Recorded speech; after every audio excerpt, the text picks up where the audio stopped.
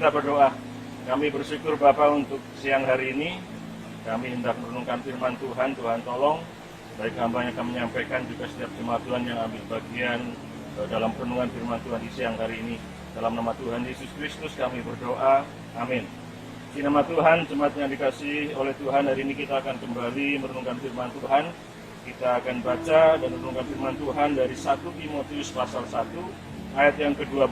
Saya akan bacakan buat saudara semuanya. Aku bersyukur kepada Dia yang menguatkan aku, yaitu Kristus Yesus, Tuhan kita, karena Ia menganggap aku setia dan mempercayakan pelayanan ini kepadaku.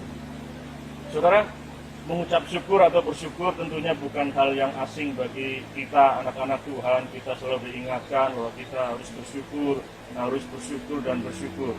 Tapi seringkali kita bersyukur atau mengucapkan syukur kepada Tuhan hanya untuk hal-hal yang mungkin bisa dilihat dan dirasakan oleh kita dan orang lain. Misalkan kita mendapatkan berkat, kita bersyukur.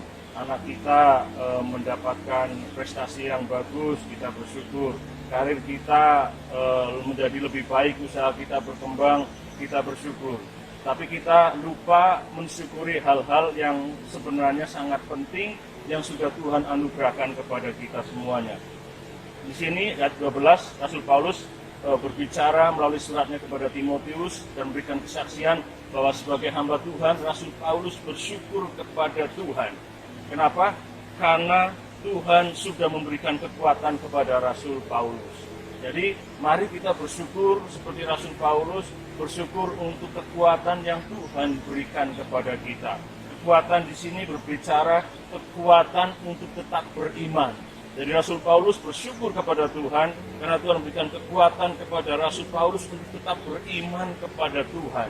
Sekalipun ada banyak tantangan, ada banyak penderitaan, ada penganiayaan yang dialami sebagai dampak karena imannya kepada Tuhan, Rasul Paulus tetap kuat, tetap memiliki kekuatan untuk beriman dan tetap beriman kepada Tuhan.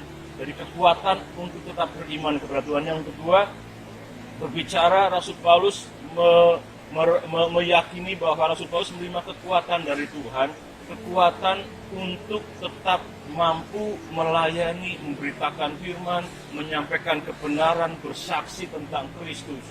Saudara, kita tahu bersama bahwa ketika Rasul Paulus melayani sebagai saksi Kristus, seringkali Rasul Paulus diperhadapkan pada penderitaan, disesah, dipenjara, dianiaya.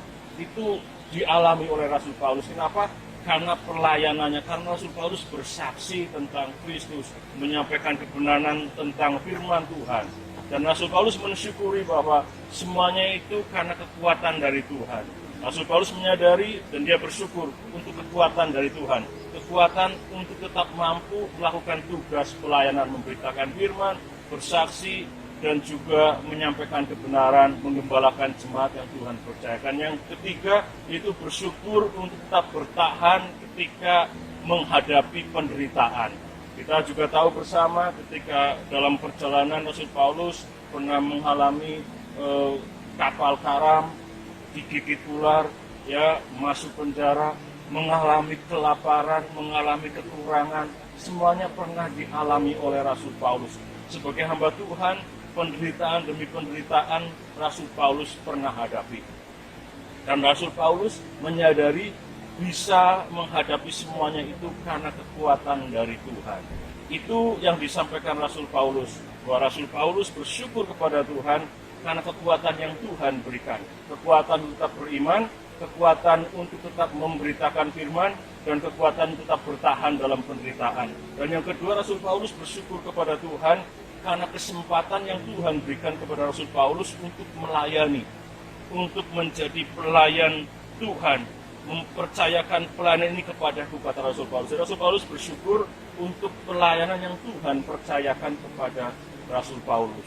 Ini yang Rasul Paulus syukuri dan ini yang Rasul Paulus sampaikan kepada Timotius, supaya juga bersyukur kepada Tuhan untuk kekuatan yang sudah diberikan, bahkan pelayanan yang sudah dipercayakan. Dan biarlah firman Tuhan ini juga menjadi nasihat bagi kita semuanya, bahwa kita harus tetap bersyukur kepada Tuhan, bersyukur untuk kekuatan yang Tuhan berikan kepada kita, sehingga sampai saat ini kita tetap bisa beriman kepada Tuhan, kita tetap bisa memberitakan firman, bahkan kita bertahan dalam penderitaan. Kita juga bersyukur untuk kesempatan pelayanan yang Tuhan percayakan kepada kita semuanya. Tetap bersyukur jemaat yang dikasih oleh Tuhan, karena Tuhan begitu baik dan begitu mengasihi kita. Kita berdoa. Kami bersyukur Tuhan untuk siang hari ini, firman-Mu mari Engkau resapkan pada hati setiap kami, anak-anak Tuhan yang sudah mengikuti perenungan firman Tuhan di siang hari ini.